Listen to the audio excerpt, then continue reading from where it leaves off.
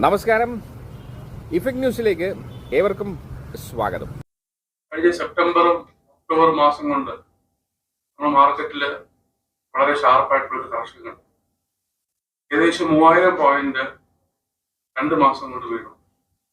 എന്ന് വെച്ചാൽ ആ ഫോൾ അറൌണ്ട് 11% ആണ് മാർക്കറ്റ്. എനിക്ക് 11% എന്ന് പറയുന്നത് it is A normal correction or 10% correction is A normal correction in A bull market. എനിക്കിവിടെ ആദ്യം പറയാനുള്ളത് എന്താണെന്ന് വെച്ച് കഴിഞ്ഞാല് ആ കറക്ഷൻ കഴിഞ്ഞു. അപ്പൊ ആ കറക്ഷന് ശേഷം market has recovered 50% of the total fall. ഇപ്പൊ നമ്മള് മാർക്കറ്റ് നിൽക്കുന്നത് നേരത്തെ ഹൈ എന്ന് പറയുന്നത് 16,300 നിന്ന് ഇറ്റ് ഫെൽ ഡൗൺ ടു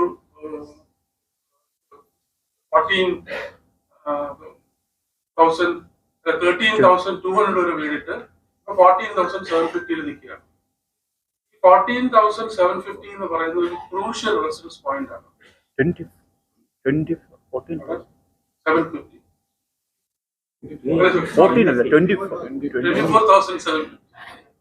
അപ്പൊ 24,750 എന്ന് പറയുന്ന ഒരു ക്രൂഷ്യൽ ആയിട്ടുള്ള ഒരു റെസിസ്റ്റൻസ് പോയിന്റ് ആണ്. രണ്ട് റീസൺസ് ആണ്.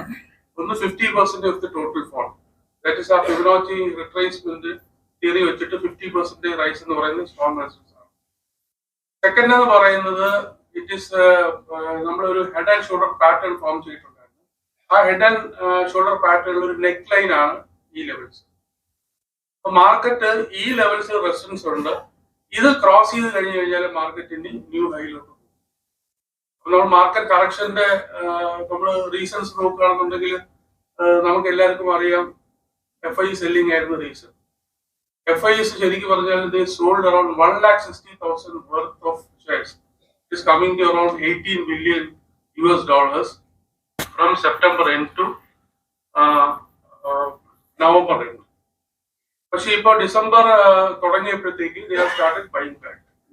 അപ്പൊ FIsന്റെ സെല്ലിംഗ് is over. അപ്പൊ 10,000 crores ഇതുവരെ നമ്മൾ FIs വാങ്ങിയിട്ടുണ്ട്.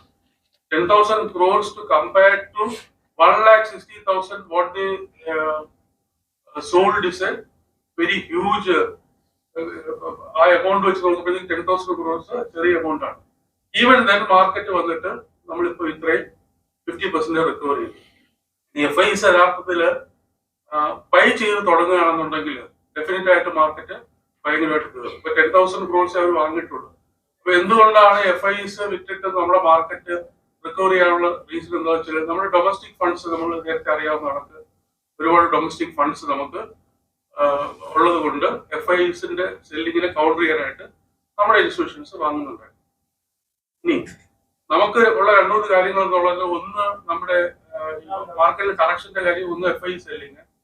FI സെല്ലിങ് എല്ലാം വരാനുള്ളതിന്റെ റീസണും ഒന്ന് നമ്മുടെ ഈ സെക്കൻഡ് ക്വാർട്ടർ പെർഫോമൻസ് മോശമായിരുന്നു. കമ്പനികളുടെ റിസൾട്ട്സിന്റെ ഓവറോൾ പെർഫോമൻസ് ഇച്ചിരി മോശമായിട്ടാണ് നമ്മൾ സെക്കൻഡ് ഹാഫിൽ കണ്ടത്. അതേപോലെ GDP ഗ്രോത്ത് 5.4% ആയിട്ട് കുറഞ്ഞു. അപ്പൊ നോർമലി നമ്മൾ എക്സ്പെക്ട് ചെയ്ത് അറൌണ്ട് 6% പ്ലസിലാണ്, അത് 5.4% ആയിട്ട് കുറഞ്ഞു. പക്ഷെ ഇപ്പോഴത്തെ ഒരു തേർഡ് ക്വാർട്ടറിൽ മാർക്കറ്റിൽ ഒരു നല്ലൊരു റിക്കവറി കാണുന്നുണ്ട്. ഫോർ എക്സാമ്പിൾ ഇപ്പൊ ഗവൺമെന്റ് തന്നെ വറീഡായി എന്തുകൊണ്ടാണ് ഈ GDP ഗ്രോത്ത് 5.4% ആയപ്പോഴത്തേക്ക് അവർ എല്ലാ മിനിസ്റ്റേഴ്സിന്റെ അടുത്തും പറഞ്ഞതെന്താ വെച്ചാൽ you start spending capital expenditure. അപ്പൊ കാപെക്സ് ഗവൺമെന്റ് ഇൻക്രീസ് സ്പെൻഡ് ചെയ്യാനായിട്ട് പറയുന്നുണ്ട്. അത് കൂടാതെ റിസർവ് ബാങ്കിന്റെ പോളിസിയിൽ വെച്ചിട്ട് ദേ ഹാവ് ആക്ച്വലി നമ്മൾ ഇൻഫ്ലേഷൻ ഭയങ്കര കൂടുതലായത് കാരണം RBIക്ക് ഇൻട്രസ്റ്റ് റേറ്റ് കട്ട് ചെയ്യാനായിട്ട് സാധിച്ചില്ല. അപ്പൊ RBI എന്ത് ചെയ്തു എന്ന് വെച്ച് കഴിഞ്ഞാല് അവര് ക്യാഷ് റിസർവ് റേഷ്യോ കുറച്ചു. നേരത്തെ 4.5% ആയിരുന്നു, അത് 4 ആക്കിയപ്പോഴത്തേക്ക് what has happened is 1,16,000 crore worth of free deposits free ആയി. അപ്പൊ ബാങ്ക്സ് അവർക്ക് ലെൻഡ് ചെയ്യാനായിട്ട് കുറച്ചുകൂടെ പൈസ വന്നു. അങ്ങനെ ഒരു സ്റ്റിമുലസ് പാക്കേജ് കൊണ്ടുവന്നു. ഓവറോൾ ആയിട്ട് നോക്കുകയാണെങ്കിൽ പിന്നെ നെഗറ്റീവ് ആയിട്ടുള്ള കാര്യം ഹൈ ഇൻഫ്ലേഷൻ റേറ്റ് ആണ്. ഹൈ ഇൻഫ്ലേഷൻ റേറ്റ് എന്ന് പറയുന്നത് നമുക്ക് RBI പറയുന്ന ഇൻഫ്ലേഷൻ റേറ്റ് എന്ന് പറയുന്നത് 4% ആണ്. 4 ±2%. അപ്പൊ കഴിഞ്ഞ മാസത്തെ ഇൻഫ്ലേഷൻ പ്രീവിയസ് മന്ത് ഒക്ടോബർ മാസം ഇൻഫ്ലേഷൻ റേറ്റ് വന്നത് അറൌണ്ട് 6.4% ആയിരുന്നു. ഇപ്പൊ 6.4% എന്ന് പറയുമ്പോഴത്തേക്ക് RBIയുടെ ടോളറൻസ് 6%. അതിനെക്കാട്ടി കൂടുതലായത് കാരണം ഇൻഫ്ലേഷൻ കൂടിയത് കൊണ്ടാണ് ശരിക്കും പറഞ്ഞാല് RBI ഈ റേറ്റ് കട്ട് ചെയ്യാൻ പറ്റാതിരുന്നത്. അതേസമയത്ത് നമ്മൾ നോക്കുകയാണെന്നുണ്ടെങ്കിൽ അതിനുശേഷം വന്ന മന്ത് ദാറ്റ് ഇസ് നവംബർ മന്തിന്റെ ഇൻഫ്ലേഷൻ എന്ന് പറയുന്നത് it has come down to 5.5 reasonable. അപ്പം നമ്മളിവിടെ നിന്ന് നോക്കുമ്പോഴത്തേക്ക് നേരത്തെ കഴിഞ്ഞ ക്വാർട്ടറിൽ GDP ഗ്രോത്ത് 5.4% ആയിരുന്നു. അത് അറ്റ് ദ ലോവസ്റ്റ് ഇൻ ഒരു 7 ക്വാർട്ടേഴ്സിലുള്ള GDP ഗ്രോത്ത് ആണ് വന്നത്. അപ്പൊ ഒറിജിനൽ പ്രൊജക്ഷൻ എന്തായിരുന്നു എന്ന് വെച്ചാൽ ഈ ഫുൾ ഇയർ 7.2% GDP ഗ്രോത്ത് ഉണ്ടാവുമെന്ന് വിചാരിച്ചു. പക്ഷെ ഇപ്പം അത് കുറച്ചു മോഡറേറ്റ് ചെയ്തിട്ട് ഇപ്പൊ അവർ പറയുന്ന ഒരു 6.5% GDP ഗ്രോത്ത് വരുവുള്ളൂ എന്നുള്ളൊരു മോഡറേഷനിൽ വന്നിട്ടുണ്ട്. പക്ഷെ എന്തിനു കഴിഞ്ഞാലും ഇപ്പൊ നമ്മൾ ഈ ക്വാർട്ടറിൽ നോക്കുകയാണെന്നുണ്ടെങ്കിൽ സിമന്റ് കൺസംഷൻ ഒക്കെ നന്നായിട്ട് കൂടിയിട്ടുണ്ട്. That is recovery in the economy. അപ്പൊ ഈ 5.4 കണ്ടത് ദാറ്റ് ഇസ് ഓവർ. ഇനി എനിക്ക് ഈ ഡിസംബർ ക്വാർട്ടറിൽ ഉറപ്പായിട്ട് 6ന് മുകളിൽ GDP ഗ്രോത്ത് ഉണ്ടാവാനായിട്ടുള്ള ചാൻസ് ഉണ്ട്. അപ്പം 6.4 GDP ഗ്രോത്ത് ഡിസംബർ ക്വാർട്ടറിൽ വരികയും അടുത്ത വർഷം മുതൽ പഴയതുപോലെ 7-8% നമ്മൾ പോകാനും ചാൻസ് ഉണ്ട്. അപ്പൊ എനിക്ക് പറയാനുള്ളത് വെച്ചാൽ മാർക്കറ്റിന്റെ correction is over. The worst of the market is over. ഇനി ഇവിടെ നിന്ന് മാർക്കറ്റ് തിരിച്ച് കയറാനായിട്ട് മാത്രമേ ചാൻസ് ഉള്ളൂ. അതിന്റെ റീസൺസ് എന്ന് വെച്ചാൽ FIs സെല്ലിംഗ് നിർത്തി, പിന്നെ GDP ഗ്രോത്ത് പിക്കപ്പ് ചെയ്യും, ഇൻഫ്ലേഷൻ റേറ്റും ഇപ്പൊ 5.5 എന്നുള്ളത് RBIയുടെ എക്സ്പെക്ടേഷൻസ് അടുത്ത പ്രാവശ്യം 4% ആയിട്ട് മാറാനുള്ള ചാൻസ് ഉണ്ട്. അപ്പം നമ്മുടെ കറക്ഷൻ കഴിഞ്ഞു. നമുക്ക് ഇനി നമുക്ക് ധൈര്യമായിട്ട് നമുക്ക് ഇൻവെസ്റ്റ് ചെയ്ത് നമ്മൾ എല്ലാവർക്കും അറിയിലാണ് ഇനി വളരെ മാർക്കറ്റ് വീഴാൻ ചാൻസ് ഉണ്ടോ എന്നുള്ളൊരു പറയുണ്ട്. അങ്ങനെ ഇനി ഇല്ല. നമ്മുടെ കയ്യിരിക്കുന്ന സ്റ്റോക്സ് നമുക്ക് കീപ്പ് ചെയ്യാം. പിന്നെ ഫ്രഷ് ആയിട്ടുള്ള ഇൻവെസ്റ്റ്മെന്റ് നമുക്ക് നോക്കിയിട്ട് Can I interact? See, yesterday's sun went up by 1%. So around 2.5% fluctuation is there. So അതിൽ പറ്റിയെന്ന പ്രശ്നം ഞാൻ പണ്ട് പറയാറുണ്ട്, ഈ സ്റ്റോപ്പ് ലോസ് ഇട്ട് നമ്മൾ വെച്ചിരുന്നാൽ പോക്കാണ്. ഇന്നലെ സ്റ്റോപ്പ് ലോസ് ഇടുന്ന അല്ല പല കേസ് പലരും സ്റ്റോപ്പ് ലോസ് ഇടാൻ വാങ്ങി ഇന്നലെ സ്റ്റോപ്പ് ലോസ് ഇട്ടവരെ സകലം വിറ്റുപോയി. എന്നിട്ട് മാർക്കറ്റ് പോകുകയും ചെയ്യും. ഇനി ഇന്നലത്തെ പോലെ കർഷകൻ വീണ്ടും അടുത്ത ആഴ്ച വന്നാലും കുഴഞ്ഞു. അതുകൊണ്ട് ഞാനാണെങ്കിൽ അടുത്ത ഡൗട്ടാണ് ഇവരെ ഈ ആക്ടിവിറ്റി കണ്ടത്. 2 ആഴ്ച കൂടെ കഴിഞ്ഞിട്ട് എന്തെങ്കിലും ബൈക്കിങ് സെല്ലിംഗ് എന്നാണ് എനിക്ക് തോന്നുന്നത്. 24,750 ക്രോസ് ചെയ്യുകയാണെന്നുണ്ടെങ്കിൽ മാർക്കറ്റ് ഉറപ്പായിട്ട് ന്യൂ ഹൈലേക്ക്. പിന്നെ ഞാനൊരു കാര്യം പറയാൻ വിട്ടുപോയെന്ന് വെച്ചാൽ ശരിക്കും പറഞ്ഞു കഴിഞ്ഞാൽ നിഫ്റ്റി മാത്രമാണ് ഈ 50% റീപ്ലേസ്മെന്റ് ലെവൽ വരെ കൂട്ടി നിൽക്കുന്നത്. അതേസമയത്ത് നമ്മൾ മിഡ് ക്യാപ്സ് നോക്കുകയാണെന്നുണ്ടെങ്കിൽ mid caps 80% total fall mid caps recover ചെയ്തു. സ്മോൾ ക്യാപ്സ് നോക്കുകയാണെങ്കിൽ 90% റിക്കവർ ചെയ്തു. അപ്പൊ ബോർഡർ മാർക്കറ്റ് നന്നായിട്ട് റിക്കവർ ചെയ്തിട്ടുണ്ട്. പക്ഷെ നമ്മുടെ നിഫ്റ്റി റിക്കവർ ചെയ്യാത്തതിന്റെ റീസൺ എനിക്കുള്ള റിലയൻസ് ഒക്കെ ഇപ്പോഴും ഹെവി വെയിറ്റ് ആണ്, താഴെ കിടക്കുകയാണ്. അതുകൊണ്ടാണ് ശരിക്കും പറഞ്ഞാൽ നിഫ്റ്റി അത്രയും റിക്കവർ ചെയ്യാതിരിക്കുന്നത്. IT മാത്രമേ ലിഫ്റ്റ് ചെയ്തു, ബാക്കി എല്ലാം താഴെയാണ്. ഓവറോൾ ആയിട്ട് മാർക്കറ്റ് എനിക്ക് തോന്നുന്നത് വെച്ചാൽ കറക്ഷൻ കഴിഞ്ഞു. പിന്നെ ഇന്നലെ വന്ന് 24,750 ക്രോസ് ചെയ്യണമെന്നുണ്ടെങ്കിൽ എനിക്ക് തോന്നുന്നത് ന്യൂ ഹൈലേക്ക്. സാറ് പറഞ്ഞതിന്റെ കുറച്ച് ആഡ് ചെയ്ത് മാത്രമേ ഉള്ളൂ. ടെക്നിക്കൽസ് ആണ് സാറ് പറഞ്ഞ തന്നെയാണ് പറയാൻ പോകുന്നത്. ഇപ്പോൾ സാറ് പറഞ്ഞ പോലെ നിഫ്റ്റി നേരത്തെ വീഴുന്ന ഫോളിന്റെ 50% ഏകദേശം തിരിച്ചു വന്നിട്ടുണ്ട്. പിന്നെ ഇപ്പൊ നിൽക്കുന്ന റെസിസ്റ്റൻസ് എന്ന് പറഞ്ഞാല് ഈ നെക്ക് ലൈൻ ആണ്. നേരത്തെ നമ്മളൊരു ഹെഡ് ആൻഡ് ഷോൾഡർ പാറ്റേൺ പറഞ്ഞിരുന്നു. അപ്പൊ അതിന്റെ ഒരു നെക്ക് ലൈനിൽ ഒരു റെസിസ്റ്റൻസ് കീപ്പ് ചെയ്യാൻ റെസ്പെക്ട് ചെയ്യാനുള്ള ചാൻസ് കൂടുതലാണ്. അതോടെ റെസ്പെക്ട് ചെയ്യുന്നുണ്ട്. പിന്നെ ഇന്നലത്തെ ഒരു അൺയൂഷ്വൽ ആയിട്ടുള്ള ഒരു മൂവ്മെന്റ് ആണ് സാർ പറഞ്ഞ പോലെ. അത് ഒരു എന്താ പറയാ ആ ഒരു റെസിസ്റ്റൻസ് 50% റീട്രേസ്മെന്റും ഉണ്ട്, നെക്ക് ലൈനും ഉണ്ട്. ബുള്ളുകളും ബെയറുകളും ഭയങ്കരമായിട്ട് അങ്ങോട്ടും ഇങ്ങോട്ടും ചാൻസസ് കൂടുതലാണ്. അപ്പോൾ ഇതിന് മുകളിൽ സാറ് പറഞ്ഞ പോലെ ഒരു ചാൻസ് കയറുകയാണെന്നുണ്ടെങ്കിൽ ഉറപ്പായിട്ടും പുതിയ ഹൈ വരും.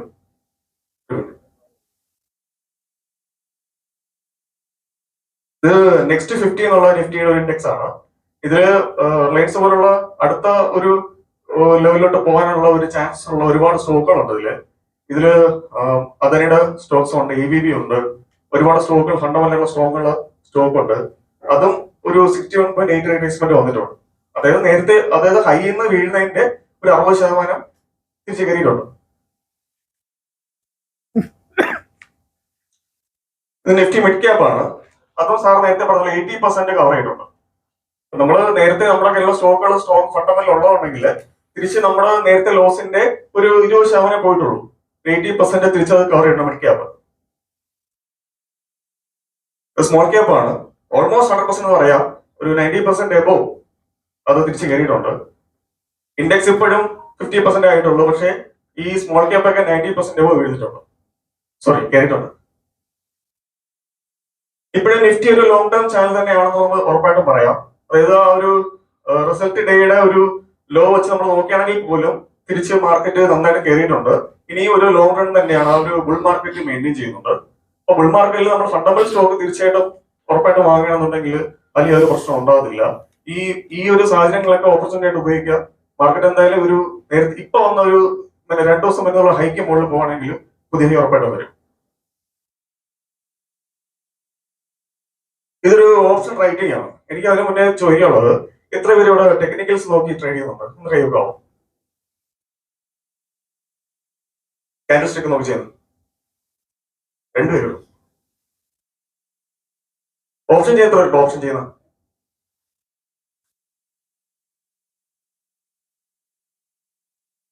ഈ ഫിസിക്കൽ ഡെലിവറി മുമ്പ് ഇല്ലായിരുന്നു. ഒരു 3-4 വർഷം മുമ്പ് എക്സ്ചേഞ്ച് കൊണ്ടുവന്നതാണ്. ഇതിന്റെ ഏറ്റവും വലിയ സാധ്യത എന്ന് പറഞ്ഞാൽ നമ്മുടെ കയ്യിലുള്ള സ്റ്റോക്ക്, ആ സ്റ്റോക്ക് വെച്ചുകൊണ്ട് തന്നെ പ്രോഫിറ്റ് ആയിട്ട് നമുക്ക് ഉപയോഗിക്കാൻ പറ്റും. അതായത് മണപ്പുറം 150 രൂപയ്ക്ക് വാങ്ങി ഈ 180യുടെ ഓപ്ഷൻ അല്ലെങ്കിൽ 180യുടെ കോള് 190 കോള് സെൽ ചെയ്താല് ഒരു മാർജിൻ ഫണ്ട് കണ്ടെത്തണം, ഉറപ്പാണ്. പക്ഷെ അത് ഉറപ്പായിട്ടും നമുക്ക് ഫണ്ട് കിട്ടിക്കൊണ്ടിരിക്കും മാസം. ഇനി 180 അത് ക്ലോസ് ചെയ്താൽ മാത്രമേ റിസ്ക് ഉള്ളൂ. ആ റിസ്ക് വന്നാലും നമുക്ക് 150 മേടിച്ച സാധനം 180ക്കാണ് കൊടുക്കുന്നത്. 30 രൂപ അവിടെയും പ്രോഫിറ്റ് ആണ്. നമ്മൾ സെല് ചെയ്യുന്ന ഓപ്ഷന്റെ ആ ഒരു പ്രീമിയം നമുക്ക് കിട്ടുകയും ചെയ്യും. വളരെ അട്രാക്റ്റീവ് ഉള്ള ഒരു ഓപ്ഷനാണ്. കാരണം എക്സ്ചേഞ്ച് പലപ്പോഴും ചെയ്യുന്നത് ഈ നോംസും കാര്യങ്ങൾ കൊണ്ടുവരുമ്പോഴെല്ലാം ബ്രോക്കറെ തലവേദനയാണ്. എങ്കിലും ഇതുപോലെ സാധനങ്ങൾ നമുക്ക് അഡ്വാൻറ്റേജ് ആണ്. പക്ഷെ ഓപ്ഷൻ സെല് ചെയ്യുന്ന ആരും ഈ ഇവിടെ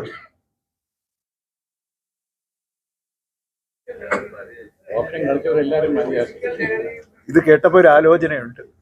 ഇത് ആലോചന പറഞ്ഞാല് നമുക്ക് അഡ്വാൻറ്റേജ് ആണത്. കാരണം എന്ന് വെച്ചാൽ നമ്മുടെ കയ്യിലുള്ള സ്റ്റോക്ക് 5 വർഷം 6 വർഷം ഹോൾഡ് ചെയ്ത ആൾക്കാരുണ്ട്, ഒന്നും ചെയ്യുന്നില്ല. ലോങ് ടൈം ആണ്, കിടക്കട്ടെ എന്ന് പറയും. ലോങ് ടൈം കിടന്നോട്ടെ, നമ്മൾ സ്റ്റോക്ക് സെല് ചെയ്യുന്നില്ല. 150 രൂപയുടെ സാധനം 200 രൂപയ്ക്ക് ശ്രമിക്കാൻ ഓക്കെ ആണോ? 200 രൂപയ്ക്കാണെന്നുണ്ടെങ്കിൽ ഓപ്ഷൻ സെല് ചെയ്യാം. നമുക്ക് സെയിം നമ്പർ ഓഫ് ഷെയർസ് ഉണ്ടാവണം അല്ലേ? പിന്നെ അതിന്റെ മാർജിന്റെ ഫണ്ടും കണ്ടെത്തണം. ഇത്രയും വലിയ സാധ്യതയാണ്. പരിശോധിക്കണം.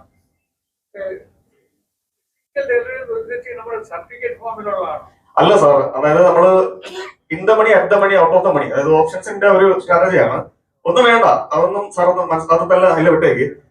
150 രൂപയ്ക്ക് വാങ്ങിയൊരു സാധനം 200 രൂപ പോവാണ്. 200 രൂപയ്ക്ക് സാറ് വിൽക്കാൻ 50 രൂപ പ്രോഫിറ്റ് ലഭിക്കാൻ സാർ താല്പര്യപ്പെടുന്നുണ്ട്. 200 കോള് നമുക്ക് ഓൾറെഡി സെല് ചെയ്താം. അപ്പൊ ചിലപ്പോ ഒരു 25 രൂപ, ഒരു 15 രൂപ പ്രീമിയം ഉണ്ടാവും. ഒരു 10,000 രൂപ 20,000 രൂപ മന്ത്ലി കിട്ടും. പക്ഷെ അതിന് ഒരു 1.5 ലക്ഷം 2 ലക്ഷം രൂപ മാർജിൻ കൊടുക്കണം. അത് ഓപ്ഷൻ ബൈ ചെയ്യുന്നവര് 5,000 10,000 രൂപ വെച്ചിട്ട് ഓപ്ഷൻ ബൈ ചെയ്യുന്നവര് എഗൻസ്റ്റ് നിൽക്കുന്ന ആൾക്കാർ 2 ലക്ഷം രൂപ സെല് ചെയ്യുന്നതാണ്. 95% ഓഫ് ദ ഓപ്ഷൻ സെല്ലേഴ്സും ആണ് പ്രോഫിറ്റ് ഉണ്ടാക്കുന്നത്. ആരും ഓപ്ഷൻ ബൈ ചെയ്ത് പ്രോഫിറ്റ് ഉണ്ടാക്കുന്നില്ല, ആണല്ലോ. അപ്പൊ അത് ചെയ്യുന്ന എന്തിനാണ്? അത്രയും റീച്ച് ആവാനായിട്ടുള്ള ഒരു സാധ്യത ഇല്ല എന്നുള്ള മനസ്സിലാക്കി ചെയ്യുന്നതാണ്. നമ്മുടെ കയ്യിൽ അക്കൗണ്ടിൽ ഹോൾഡിംഗ് എന്നുണ്ടെങ്കിൽ അത് ഓപ്പർച്യൂണിറ്റി പോലായി കൂടി.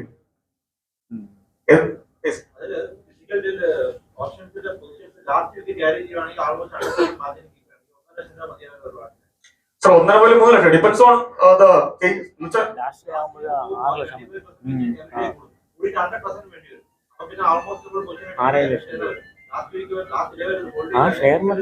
ഫണ്ട് ഉണ്ടെങ്കിൽ ഇത് ഓക്കെയാണ്.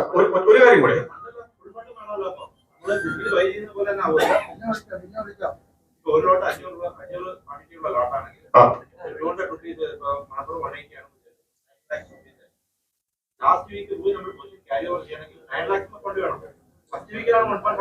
ശരി ആയിക്കോട്ടെ സാർ. 4 ആഴ്ചത്തെ കാര്യമല്ലോ, ഒരു 3 ദിവസത്തേക്കുള്ള ഫണ്ടാണ് ഇവിടെ പറയുന്നത്. അങ്ങനെ ആണെങ്കിൽ തന്നെ അത് sir out of the money ആണെന്നുള്ള പ്രീമിയം സാറിന് 25 വിറ്റിട്ട് ഒരു 5 രൂപ ആയാലും ഈ ഒരു പ്രോഫിറ്റ് അല്ലേ, അതെടുക്കാമല്ലോ. ഫിസിക്കൽ വേണ്ട, ഫിസിക്കൽ ഡെലിവറി നമ്മൾ അല്ലെങ്കിൽ ഉദ്ദേശിക്കുന്നില്ല. അല്ല, നമ്മുടെ കയ്യിൽ ബാക്കപ്പ് ഉണ്ടല്ലോ, ഷെയർ ഉണ്ടല്ലോ. സർ ഫിസിക്കൽ ഡെലിവറി അല്ലെങ്കിൽ ഉദ്ദേശിച്ചിട്ടില്ല. ഫിസിക്കൽ ഡെലിവറി അതായത് നമുക്ക് ഒരു 10 ലക്ഷം രൂപയുടെ ഷെയർ വരാനല്ല ആഗ്രഹിക്കുന്നത്. 2 ലക്ഷം രൂപ വെച്ചിട്ട് ആ 10 ലക്ഷം രൂപയുടെ ഷെയറിന്റെ ആ ക്വാണ്ടിറ്റിയുടെ അഡ്വാൻറ്റേജ് മുതലാക്കാനാണ് നമ്മൾ പറയുന്നത്. അതെ, അത്യാവശ്യത്തിന് ഫിസിക്കൽ ഡെലിവറി നടത്താം അല്ലേ? അത് വേണ്ട സർ, ഒരിക്കലുമല്ല. ഫിസിക്കൽ ഡെലിവറി അല്ല ഉദ്ദേശിക്കുന്നത്. നമ്മുടെ കയ്യിൽ 150 രൂപയ്ക്ക് ഷെയർ ഉണ്ടെന്നുണ്ടെങ്കിൽ ഒരു 200 കോള് രാവിലെ സില്ല് ചെയ്തിട്ടാൽ, അല്ലെങ്കിൽ ഒരു മന്ത് ഒരു തുടക്കത്തിൽ സില്ല് ചെയ്തിട്ടാല് ഒരു 25 പ്രീമിയം ഉണ്ടെന്നുണ്ടെങ്കിൽ ആ പ്രീമിയം മൊത്തം നമ്മുടെ അക്കൗണ്ടിൽ അന്ന് തന്നെ വരും. പിറ്റേ ദിവസം പിൻവലിക്കാം. ഇനി 150 നിന്ന് 200 രൂപ 201 ആയാൽ മാത്രമേ നമുക്കൊരു പ്രശ്നമുള്ളൂ. അത് ആ ഒരു ഓപ്ഷൻ സാറ് പറഞ്ഞ പോലെ ലാസ്റ്റ് വീക്കിൽ ആ പ്രോബ്ലം കൊണ്ട് ഇല്ലെന്നുള്ളതല്ല. പക്ഷേ അത് ഓപ്ഷൻ നമ്മൾ ചെയ്തു വെച്ചാൽ 150 രൂപയ്ക്ക് ഷെയർ ഉള്ളവർ മേടിക്കേണ്ട ആവശ്യമുണ്ടോ? അതെ, ഇല്ല. ശരിയാണ്. 150 രൂപയ്ക്ക് ഷെയർ മേടിച്ചവൻ 200 കോള് സെല്ല് ചെയ്യുമ്പോൾ മേടിക്കേണ്ട ആവശ്യമുണ്ടോ? Long term players ആണെങ്കിൽ പേടിക്കണം. They are waiting for the long time research. അത് പേടിക്കണം. ഷോർട്ട് ടൈമിൽ ചുമ്മാ നമ്മൾ ട്രേഡിംഗ് ചെയ്യാനാണ് ഇൻവെസ്റ്റ്മെന്റ് ചെയ്തിട്ടുള്ളതെങ്കിൽ ആ ഷെയർ പർട്ടിക്കുലർ ഷെയർ F&O ഉണ്ട്. Still you have additional money. Generally you are going to get additional money ഉറപ്പായിട്ടും വേണം. പക്ഷേ സാറിന് ലോങ് ടൈം ആണെങ്കിലും ഇത് ഒരു 4-5 പ്രാവശ്യം ചെയ്യുമ്പോഴായിരിക്കും ചിലപ്പോൾ ഒരു 5-ാമത്തെ പ്രാവശ്യമായിരിക്കും ചിലപ്പോൾ ഹിറ്റ് ആവുന്നത്. നമ്മൾ പൊസിഷൻ എടുത്തോളൂ വിചാരിച്ചോളൂ. ആ മാസം ചിലപ്പോൾ മണപ്പുറം 300 പോകും. അപ്പൊ നമ്മൾ ആ ജേണി പോയി. ആയിക്കോട്ടെ. അപ്പൊ സാറിന്റെ ടാർഗറ്റ് 300 ആണെങ്കിൽ എവിടെ വെയിറ്റ് ചെയ്യാം? സാറിന്റെ ടാർഗറ്റ് 300 ആണോ? എവിടെ ഇല്ല, ഷെയർ കൊടുത്താൽ മതി.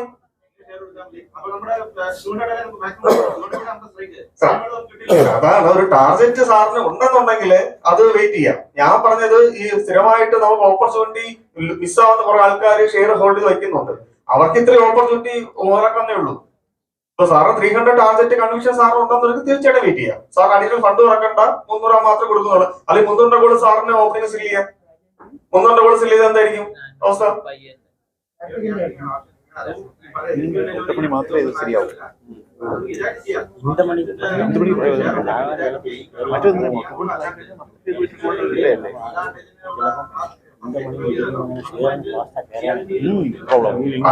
ഞാൻ പറയുന്നത് വെച്ചാല് പലരും ലോങ് ടൈമിൽ ഇങ്ങനെ ഒരു ഉപയോഗം ഇല്ലാണ്ട് ഷെയർസ് വെച്ചിട്ടുണ്ട്. അതൊരു ഉപയോഗിക്കാനായിട്ട് കുറച്ച് ഫണ്ട് ഉണ്ടെന്നുണ്ടെങ്കിൽ ഇത് പ്രയോജനപ്പെടുത്താനായിട്ടുള്ള സാധ്യത കൂടുതലാണ്. ഇത് മാത്രമേ ഞാൻ ഉദ്ദേശിച്ചുള്ളൂ, അതുകൊണ്ട് ഒരു നെഗറ്റീവ് ആയിട്ട് സൈഡ് പറഞ്ഞില്ല. Okay, thank you. We'll start with our monthly recommendations. First, we have HDFC Bank, which is the second largest bank in India, the largest private bank in India. And as you know, last year, the bank had merged with HDFC Limited, which is their housing finance company. For housing finance companies in India, they're not allowed to take any deposits from the customers. So regarding HDFC, post the demerger, particularly the second quarter, results is very flat. The stock has not moved much. This is mainly because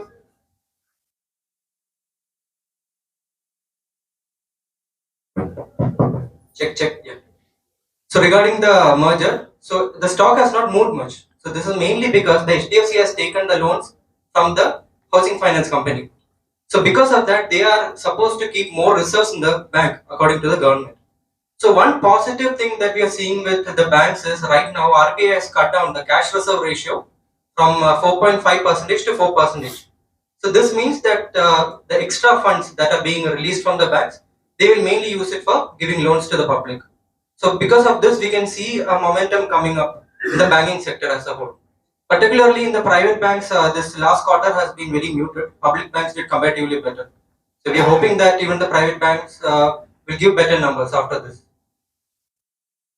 Next, we have L&T, which is one of the largest conglomerates in the country. They have many other business which is separately listed, such as Mindtree, which is their IT company, L&T Finance. So this L&T is mainly involved in the construction sector, and as you know, it's a highly competitive sector.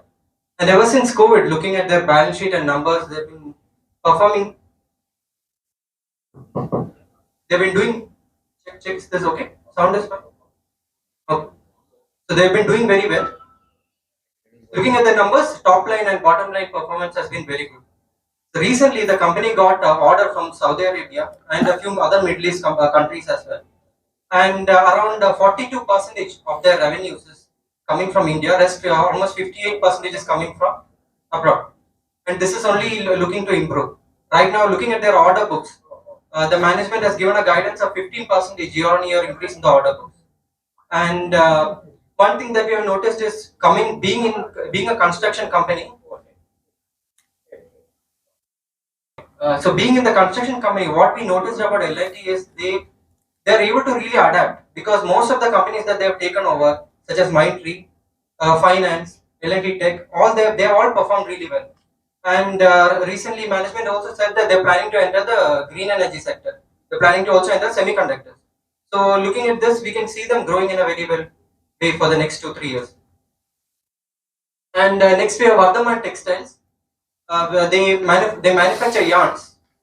One problem that we have seen with the cotton sector is none of the companies in India is having any pricing power.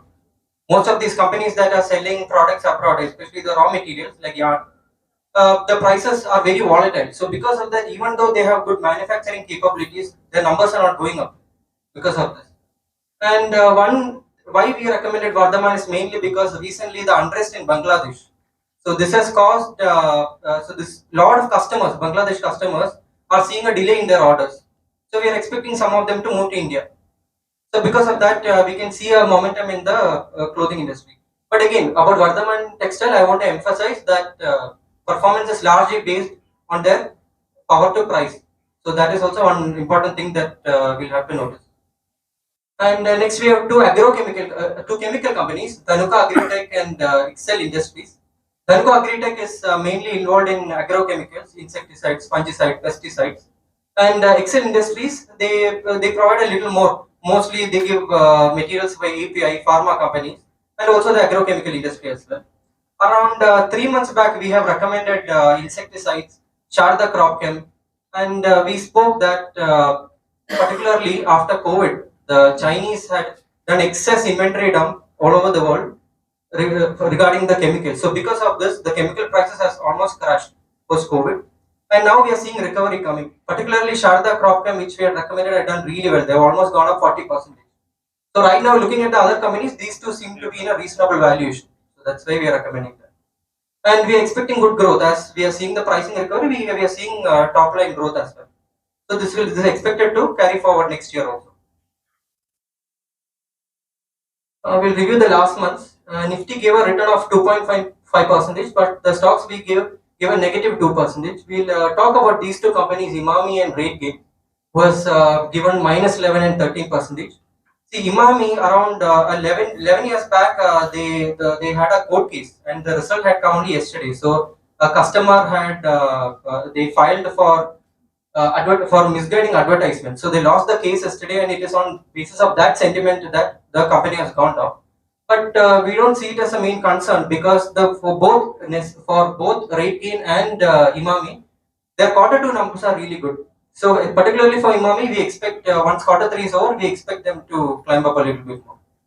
And regarding RateGain, they lost one major customer in the US, so which contributes to around 4% of their revenue. So still, management has given a guidance of 20% for the next year, revenue growth of 20%. It was 25%. They have cut down to 20% because they lost the revenue, and this is excluding the new orders that are coming up. So we can easily expect the numbers to climb up for RateGain as well. And regarding everything else, you can still hold Mahindra. HCL Tech has done really well, mainly because as we spoke last time, the IT recovery is coming, and we are seeing that. Nesco also after Q3, for Nesco and M&M also after Q3 we can expect good climbing. We have three NFOs. First is Aditya Birla Sun Life conglomerate. So they invest in conglomerates like L&T, Tata, Jindal, and Bajaj Finserv Healthcare. So mostly the fund focuses on healthcare as a whole, mainly into many hospital stocks, pharma companies, intermediaries who are serving the pharma company. And finally, we have SBI Quant Fund, which is mainly they use quantitative analysis and algo trading to select their stocks. One of the index heavyweight is trading at almost all-time high. The second thing, L&T is also having a decent weight. That also near to all-time high. 2 days back it touched all-time high, 3,900, more than 3,900. So some stocks has performed well. The main culprit in the index right now is the Reliance Industries. Yesterday I read one article that almost after 10 years, Reliance Industries in current year is going to be one of the worst performing year for Reliance Industries. And I haven't read it fully.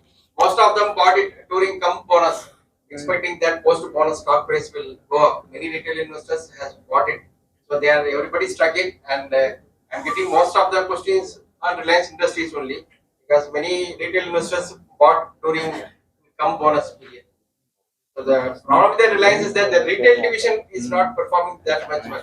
There is a huge competition in that, and a company is shutting down also some retail stores which are unviable. So some restructuring is happening in the retail division also. Next year, Jio IPO may come around 60-70,000 crores like that. The company will come with IPO. So most probably during that time, the Reliance Industries will go. So on index wise, I don't see much downfall from here. Maximum 10% what we have seen in this correction. Maybe it's a normal correction.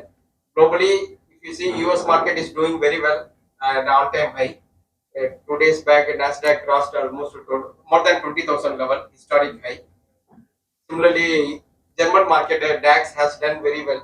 It has also crossed more than 20,000 at a historic high level. So stable markets are there, global markets are there. So and the FIs also have stopped selling. Now 1 day selling, 1 day buying is happening. The vigorous selling which happened in the month of October, that has stopped now. So market is overall stable. Mutual funds are getting money, and most probably in the next 1 month we will see a lot of stock specific action, theme specific action because budget is coming on February 1st, and generally during the budget time, before the budget, lot of this railway stocks, defense theme, government related themes and all will go up based on some narrative stories.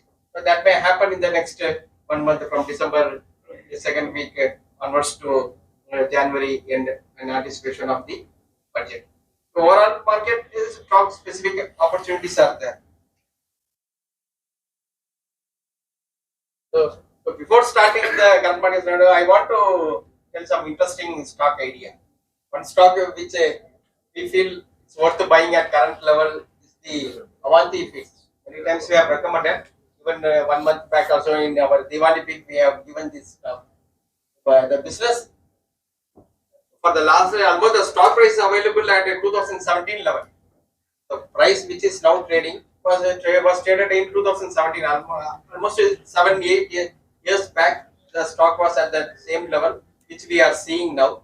But during that 7 years, the company has accumulated almost 2,000 crores worth of cash now. The balance sheet, in the balance sheet, company is holding 2,000 crore worth of cash. They don't have any debt, and basically they are the largest manufacturer of shrimp feed business in India. Almost 50% market share they have. So if you go to Andhra and the shrimp growing regions, if you ask anybody about Avanti, they will tell that it is the market leader, and most of them buy from them only. 50% market shares. It is a very highly competitive business. It's not an easy one. They have got 50% market share. One main reason why they succeeded in that business is this because of a company called Thai Union. They have a technical collaboration with Thai Union, Thailand's largest shrimp related business company. One of the famous shrimp related business company, this Thai Union. The company also holds 25% stake in this Avanti Feed as a non-promoter. They are holding, and why we are now because of a high balance sheet, cash in the balance sheet, now the company is diversifying into pet care business as well as in fish feed business. Also, they are one of the largest exporter of processed shrimp. So the processed shrimp is through subsidiary, but Thai Union also holds stake in that, and Avanti Feed also holds the stake in that. So why we are very positive on this company is that this is the investment rationale. See, the main raw material for the shrimp feed business is the 3 raw materials, which is the fish meal, soya dock, and wheat are the 3 major raw material for the feed business. and they constitute almost 70-80% of the raw material cost. And these prices were highly fluctuating. The last 3 years, fish meal prices went up to the roof because globally, if you see, only 2 countries supply fish meal to most of the countries. One is the Chile, and other one is the Peru. But in the last 6 months, both these countries has seen huge capture of fish, and the fish meal prices has crashed now. The last 2-3 months, the price fell very sharply because of good catches in Chile and Peru. And the company will immensely benefit. Avanti Feed is one of the major beneficiary of these fish meal prices because that constitute around 40% of the raw material cost. The second one, major raw material, soya dog prices, that also sharply down. If you see the last 2 months, the prices has fell from more than 20% prices has come down because they have good monsoon in our country. The second thing is that the higher soya oil prices has gone up very sharply. That means soya dog, which is the residue after taking the oil, even if they sell at the lower rate, they won't mind it. So that also one of the reason. And second thing is that the ethanol, a lot of maize are converted into ethanol. So once the ethanol is converted, the residue is there in maize. So maybe many places this soya dog it is getting replaced by this maize residue because the prices are lower. So because of all this reason, the soya dog prices also has come down very sharply. The only thing, the wheat price has gone up from 30 rupees, now it has gone to 36 rupees per kg, but it constitutes between 10 to 15% of raw material cost. Whereas the fish meal and the soya dog prices almost 70% constitute almost 70% of raw material cost. So they are down by 20-30% means it will directly add to the margin of the feed business, which is highly cash generating business. They don't give fish feed for this shrimp feed for 30 days, 60 days like that. They don't give. Only if you give cash only, they will give. They will supply the shrimp feed. So when raw material prices fall, it will directly add to the margins, and it's a less capital intensive business. And we expect that in the current quarter onwards, the company will start showing very good performance. Generally, this October, November, December is a lean month for shrimp business. In winter time, generally they won't cultivate shrimp, harvest shrimp, and January, February, March, we expect volume growth as well as a margin growth. In current quarter, we expect only margin growth, and next year also it will be very good because the shrimp business overall is seeing a cyclical recovery. Last 3-4 years it was very bad, and the overall business also improving. So we expect that the company will post a very good profit, and in the next 6 months we are expecting the stock price will give 50 to 100% return. That's what our expectation in this Avanti Feed. And as a disclaimer, we have recommended to our clients as well as I own personally also huge quantity I own, and we own in our PMS also. And market has rebounded. The main reason is that the FI selling has reduced. October and all they sold heavily. Now that has reduced, and they are alternately buying and selling. That is the main reason why the market has rebounded very sharply. Only FI selling is seen only in large cap only. They hold majority of their shares only in large cap. Since the FI stopped selling, Nifty bounced back, but because of Reliance underperformance, it did not bounce back to that extent. Whereas mid cap and small cap, many stocks started moving up again, and the small cap index has bounced back. Even came to all-time high 2 days back. Yesterday, last 2 days, some profit booking was there in the small cap index. The US market is doing very well, and it's at all-time high. Nasdaq crossed 20,000. Dow Jones also went up very well. Now last 2 days it has come down, but US market is doing very well, and because of US market doing very well, we can see the wealth effect in the US citizens. Many of my friends, my relatives are there in US. Everybody is spending lavishly. They are going for trip, cruise trip, other trip, and going for abroad for vacation, spending lot of money for education. The main reason for that is the US market is doing very well. So whenever US market does very well, their economy also do well because people simply spend a lot of money because of the wealth creation they are seeing on the stock market. Unlike in India, most of the US people they save a lot of money only in stock market. So when stock market goes up, naturally the wealth will go up. For example, if you are having 10 crores worth of shares, the market goes up by 30%, means your wealth go up by another 3 crore to 13 crore. So you feel that you are richer by 3 crore and you will try to spend more money for clothes, vacations, and a trip. Like that you will spend. So that wealth effect impact I am seeing personally among my friends and my relatives who are living in US. So that is one positive when stock market goes up. Similarly, on the reverse, if stock market collapses, means generally government also will get panic in US because immediately the spending and all will start coming down in US. So government naturally will try to hold the stock market as high as possible in US. And the commodity market is extremely volatile. If you see gold prices, silver prices going up and down 3%, 4%, like that it is going up and down. Whereas in India, the retail confidence remain intact. In spite of all the corrections, we don't see any panic among the retail investors. The recent 10% correction. In fact, many of them are willing to put more money on correction because people don't want to waste the opportunity of buying lower. And many of them are asking during the fall and all, many ask me where to invest. They're ready to put money in mutual fund. Whether we can put it now or we can put it later. But they want to put the money. The retail confidence is intact in our market in spite of the correction we have seen. One minor correction of 10% we have seen the last 2 months. So overall, market seems healthy, and we will get stock specific opportunity. And the Nifty and Sensex around 3% it has gained, mid cap 4.5, and BSE small cap around 4% we have seen in the last 1 month. And this is the FII cash market flow. And if you see that in the month of October and November, almost 1,60,000 crores they have sold it in the month of October and November. This is the cash market flows, not the overall net flows.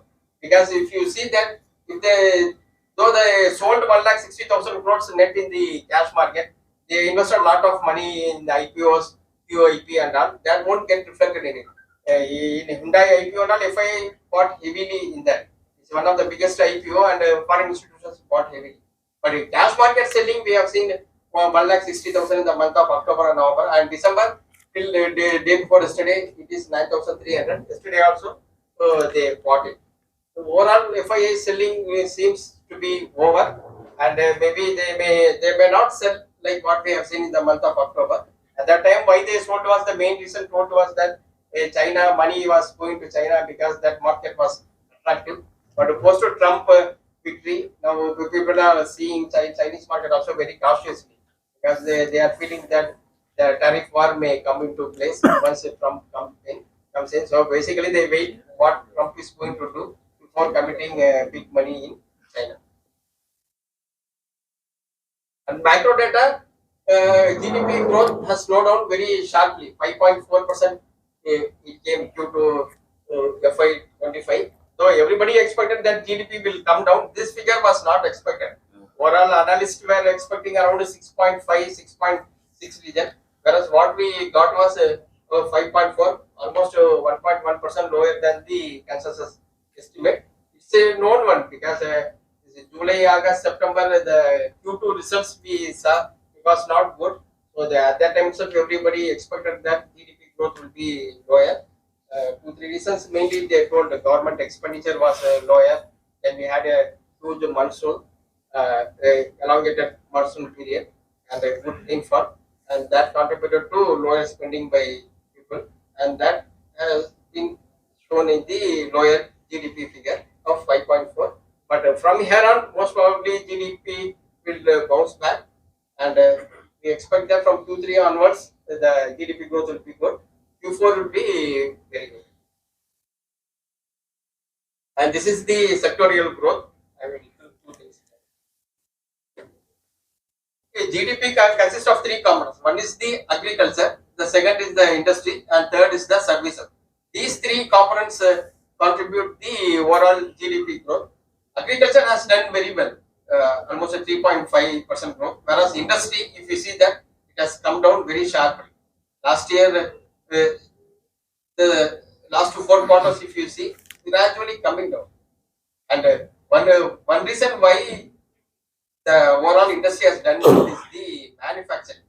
Manufacturing was the worst performing among this industry segment, and it was just a 2.2% growth, which led to overall fall in the overall industry growth.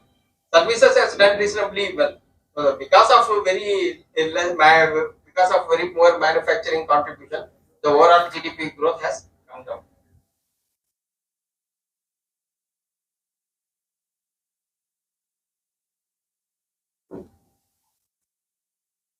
And this is the expenditure of the government, central account.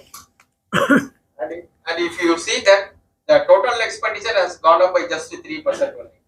So the main problem was the total capital expenditure, and this is the capital expenditure of the government.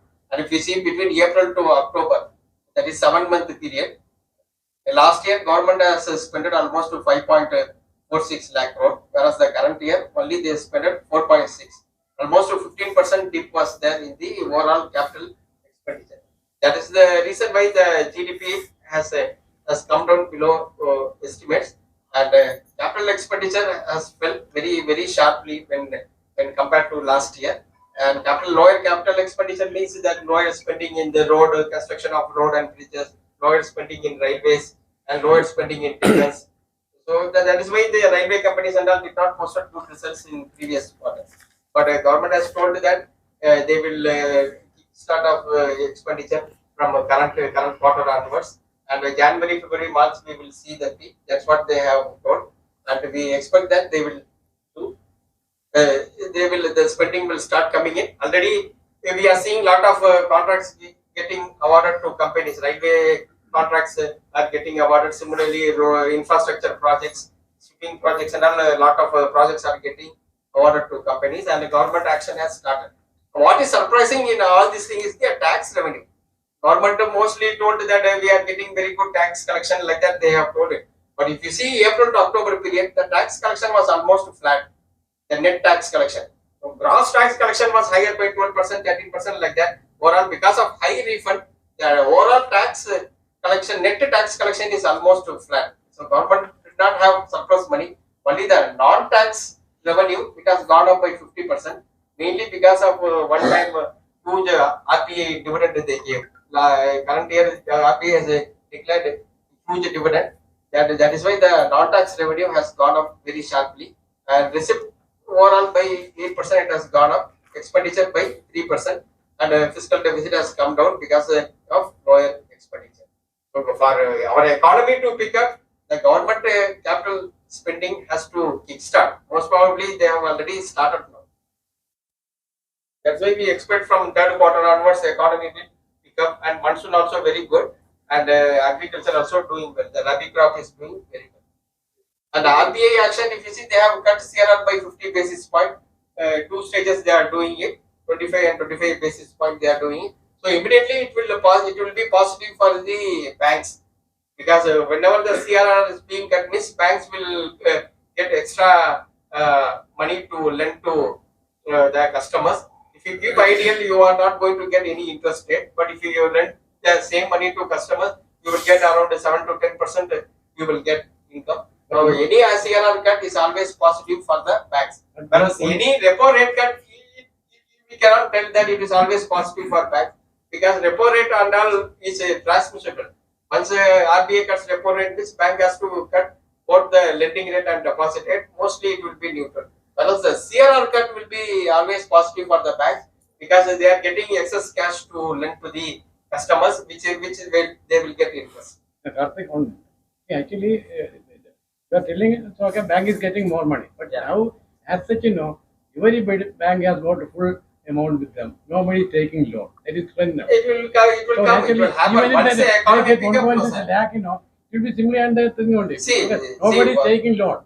See, why nobody is taking loan is that RBI intentionally asked banks to reduce lending to consumer loans, high risk loans, and all. They have asked to reduce because of the hope that NPA is going up. To stabilize that, RBI put lot of condition for lending to consumer loans and high risk loans. Most probably they may relax it now. Yeah, because actually it is 9.5% interest rate. Yeah. Suppose they reduce it, people take a loan. Okay. But it will take some time to reduce the loan, because the inflation is little higher. Also, the GDP growth rate also they have reduced it. 7.2% was the previous estimate for the full year. Now they are asking, they are expecting around 6.6%. They are expecting. So what we are expecting is that now new governor has come. Sanjay Malhotra is appointed as new RBI governor. So last in monetary policy meeting, Satyakanta Das, the last previous RBI governor, he started the press conference by started saying lot of basic things. What is the RBI role in India, like that? So at that time itself, I felt that unlikely he is going to get extension, because he told that RBI mandate is two things. One is to price stability is the most important mandate for the RBI. Price stability means to keep inflation low. That is what he mentioned. The second thing is that growth should be reasonable in the economy. Then only employment generation will happen. So like that he started that press conference. So I felt that starting from basic means most probably unlikely he will get extension. Like that, yeah, I felt the same thing happened. And Sanjay Malhotra appointed as new RBI governor now. So what we expect is that so already he worked in finance ministry as a revenue secretary. Most probably he may be the confidant of the finance minister. That is why he was appointed. Since he worked directly under the finance minister, most probably because of his confidence only he was promoted to RBI governor. So what we are expecting is that most probably in February the 25 basis point cut will happen. That is the next monetary policy meet. New RBI governor will cut interest rate by 25 basis points. For the last 7-8 months, if you watch very closely on the comments made by the Satyakanta Das, was that he was slightly hawkish. He was very focused on inflation, and his statements were hawkish. So most probably because of that, he may not have been given an extension. And this is the historical CRR, and what we have come now is the pre-COVID level. So pre-COVID level, the CRR was maintained around 4%. The same thing now we have come. Previously it was 4.7.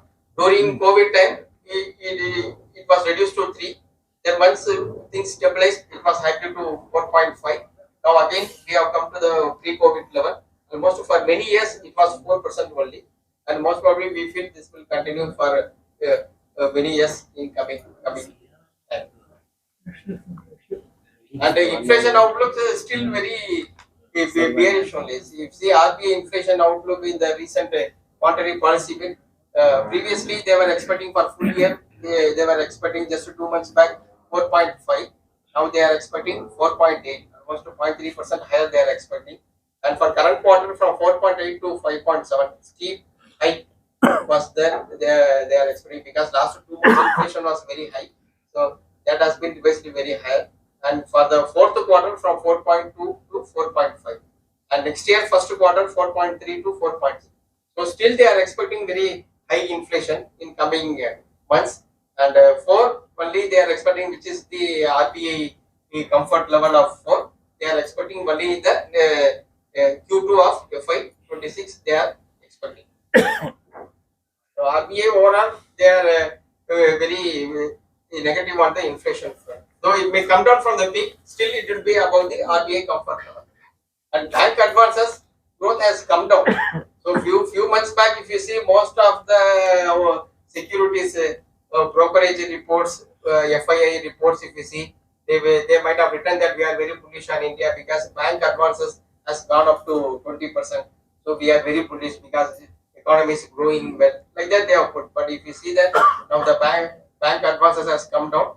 Deposit growth was lower than the advances growth.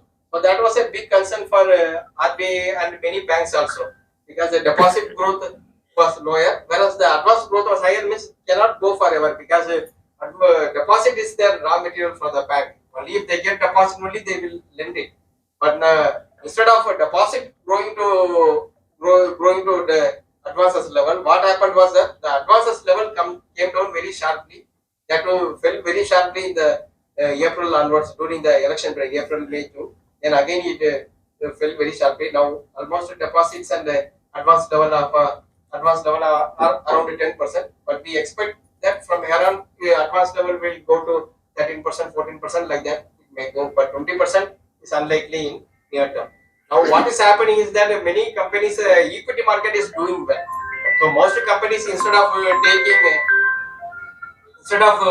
taking loans from the bank, what they are doing is that they are raising money in equity market because valuation is very high. They could be able to raise money in equity market at a very high premium. So equity market raising is a much more good for the corporates because of high valuations they are raising, and that's why the advances level has come down. Previously also most retail people were taking loan from the bank, and there was a issue that some of the money has been diverted to options trading, and that is why RBI mainly brought some restrictions in dispersing the retail loan, and now advances has come down. Now from here on, RBI may relax and advances may go up. Due to results, I said previously, it was a lackluster Q2 performance, which was reflected in GDP growth, and we expect that the second half will be much better. And this is the result performance Q2 to FY24 and FY25. We see that Nifty 50 company just revenue was up by 9%, and this is the profit after tax. The profit after tax is almost flat, just 3%. It has gone up. Minimum it should have gone up by 10 to 15%, whereas the profit after tax is gone up by just 3%. Revenue 9%, profit up by 3%. One of the reason why profit did not went up much is that the margin, profit margin has come down from 11.9 to 11.3. That is why the PAT is lower than the sales. And next 50, if you see that 11% growth in revenue, whereas profit gone up by 7. Then also margin compression was there, but mainly in Nifty 50, the margin compression was seen more. Primary market is very active, and if you see that 2024 till now 1,41,000 crore has been raised till November 26. We expect more IPOs to come, and LG, one of the famous Korean company, after Hyundai raised record money in IPO. Now LG also planning to raise that money, and most probably that also will come, and many more interesting companies will come for IPO. So whenever IPO comes, it throws opportunity to the investor. Maybe now the premium may be high, listing price may be high, but after 5 years or 10 years, it will give options to investors to invest in more companies. Paytm was listed few years back. Now another company, MobiKwik, the same business of Paytm, the IPO is opened now. So you are getting two options now, whether to invest in Paytm or MobiKwik, and you can choose it which is good to you. So when more companies get listed, it's always good for the investors because you will get more options to buy. Hyundai previously only few handful of passenger car, pure passenger car, you had only Maruti was listed. Now you are having Hyundai on the other hand. So you will get options to buy, whether to buy Maruti or Hyundai. When many mutual funds, they come out with an auto theme, which mutual fund scheme is, they had very less options. What they will do, they will buy banks like HDFC Bank, ICICI Bank in their auto fund, because they maintain that they are financing to buy autos, and that is why we have, because the option is less for them to buy. Only few 6-7 automobile companies are listed in India. M&M, Tata Motors, Maruti, and two-wheelers, TVS Motor, Hero Motor, Bajaj, like that. We can count number of companies listed in India, pure play auto companies. Now Hyundai, you got it. Suppose some Chinese company may get listed. So more company listing means more options to the investors, and it is always good for an investor for having a very good primary market, because if not now the premium may be higher, the listing price may be higher, but 5 years down the line, 10 years down the line, you will get good options. I still remember that in 1990s, in mid 1990s, 1991, 92, Harshad Mehta boom was there and market was doing very well. So after that, many FMCG companies listed during that period, 93 to 96. If you see, lot of good companies listed. At that time, premium was higher, but after 5 or 6 years, it gave many options to investors. For example, Godrej Consumer listed at that time only. Dabur came with IPO at that time, 94-95 period. Marico came with an IPO at that time. Kotak Mahindra Bank came with IPO at that time. The name was different. Godrej Consumer came as a Godrej Soaps. They initially listed, and then after that they merged with some companies and became Godrej Consumer. And if you see the last 20 years, 25 years, this company has created huge wealth. The Marico came with an IPO at that time. And if you see after 20-25 years, this company has created huge wealth. Similarly, Kotak Mahindra Bank. Whenever the primary market is very active, means you will get more options on a long-term basis. May not be immediately, because now market is higher, the issue price will be higher, and listing price also will be higher. You may not buy, but after 5 years, 10 years, it will give good option. And market cap to GDP, if you see that everyone says that India is overvalued, but one market which is the mother of all bull markets we are seeing is the US, where the market cap to GDP is almost 216. When it was 150 in 2007-8, Warren Buffett told that this is unsustainable, the market is at a peak. Now, if you see the market cap to GDP, it's more than 200 in USA. In India, it is slightly above 150. This is India, slightly below 150. Japan is slightly above 150. So the problem with Japan is that their GDP is not growing much.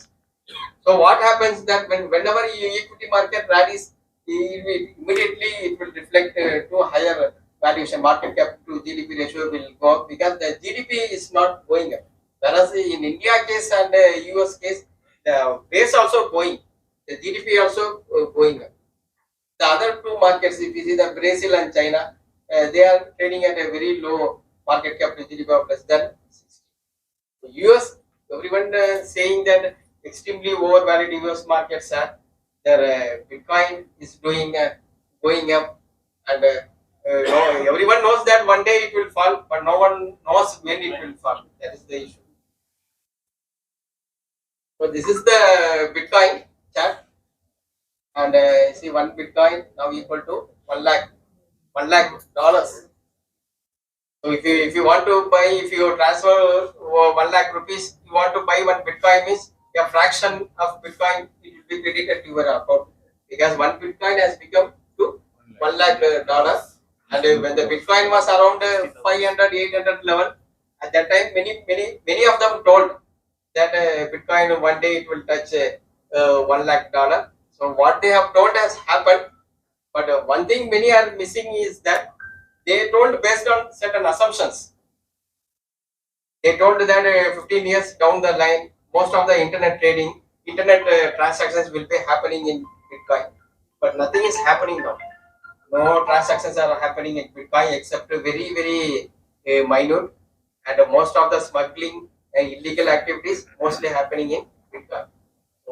The price rise we have seen in the Bitcoin is that mainly because of the sharp rally, the last recent leg of rally is that because of Trump, he supports these cryptocurrencies in US, and because of that it went up. But those who told that when it was around $400, $500, they told that one day it will touch 1 lakh. They told based on certain assumptions, but no assumptions has came true till now. But only thing, the price has achieved target, which means that most of the movement recently happening is mainly because of speculative action. Lot of ETFs are there in US who buy this Bitcoin, and they are leveraged ETF. For example, if you put 1 rupee in that ETF means, that ETF will take 1 or 2 rupee leverage from the banks, and they will buy more ETF, more Bitcoin they will buy. So leveraged ETFs are there in US which are buying this Bitcoin. So main thing is that the last leg is purely a last leg now.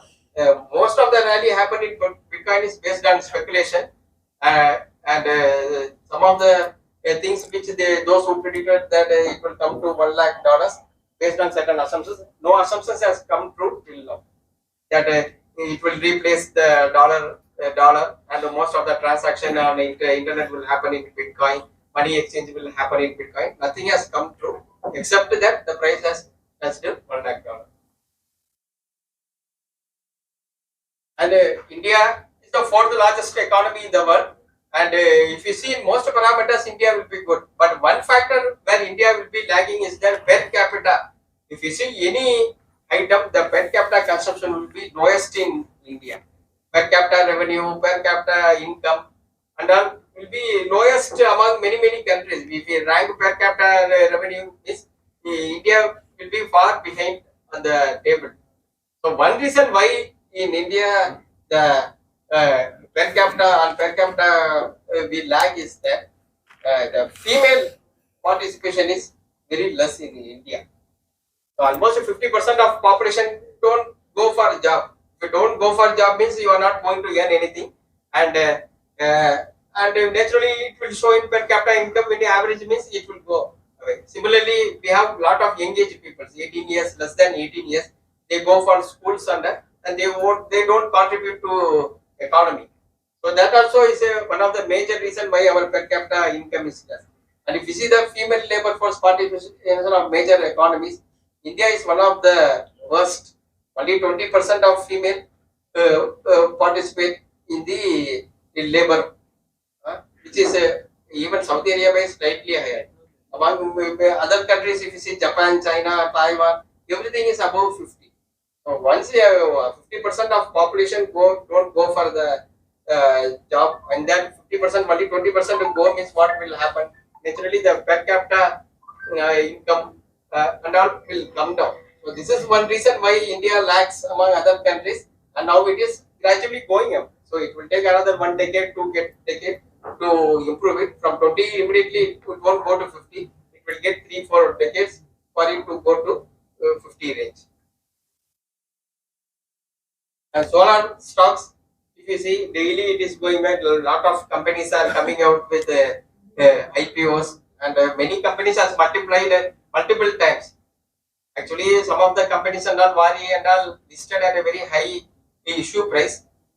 From there also it went up, and one of the reason why it is going up very sharply is that there is an expectation that by 2035 through solar generation will be the highest mode of generating the electricity. That is what this World Electricity Generation Report says. International Energy Agency, that of they are expecting.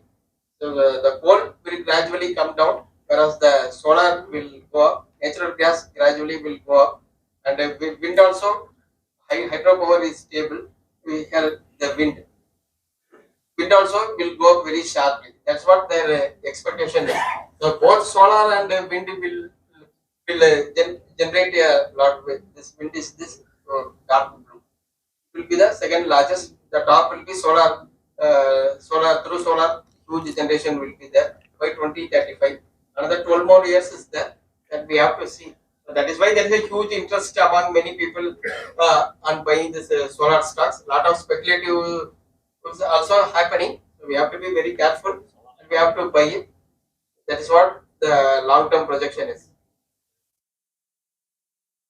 Mutual fund flows is still very steady, more than 30,000 crores in the last 7 months. That is after all corrections. So a lot of NFOs are coming. Whenever NFOs are coming, then generally the mutual fund inflows will be higher, because it is very easy to market NFO rather than an existing scheme. If somebody who is new to the market, we can tell that this company is coming out with at a 10 rupees face value, means people generally put 50,000, 1 lakh very easily. Instead, if you say some existing scheme which are having a NAV of 1,000 or 800, means they may hesitate to. So now 3 more NFOs are coming. Once only more money will come, and this is after during this time we had some fall in the market. So in spite of market correction, the equity inflows remain steady.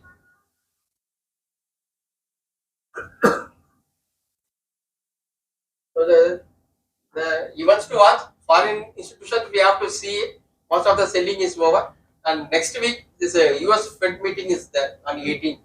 So it is expected that 25 basis point cut they will do. Market is almost discounted that, and we have to see what they are going to tell. And already 75 basis point they have cut in the last 2 meetings. So another 25 basis point they are expecting to cut in the current next week meeting. So almost 1% fall in interest rate. So when US starts cutting rates, naturally Euro ECB yesterday, European Central Bank also cut rate by 50 basis points. A lot of rate cut already started in Western countries, and we expect that from once rupee gets stabilized remains, most probably RBI will continue in lowering it.